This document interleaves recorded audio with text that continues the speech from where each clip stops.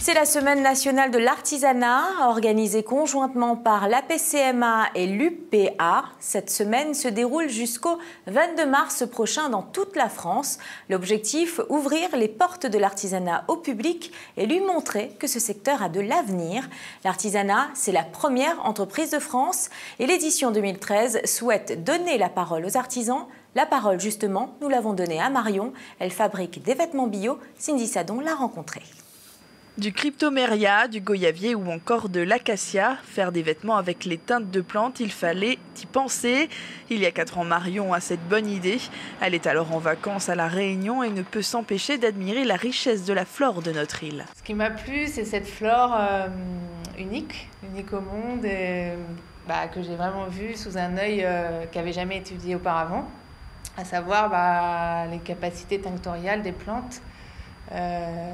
Sachant que quand j'ai vu cette richesse des plantes médicinales, je me suis dit que c'est obligé que dans ces plantes on trouve des matières colorantes qui soient vraiment intéressantes. Ni une ni deux, la jeune trentenaire décide de monter son entreprise qui se veut innovante et écologique.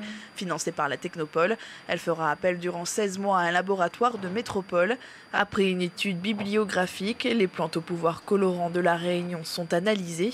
L'aventure bio commence pour Marion. Elle fera ses teintes uniquement sur des matières naturelles telles que le lin ou la soie. L'idée de porter des choses saines, parce que j'avais envie vraiment de retourner à la source des choses. Donc pouvoir porter des vêtements dans lesquels on se sente bien. Et donc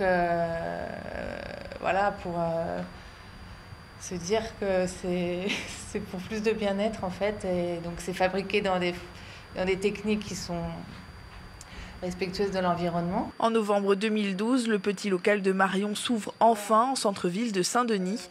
Après 10 ans passés en tant que salariée dans le prêt-à-porter, la vie d'artisan de la Parisienne prend enfin forme et elle en est très fière.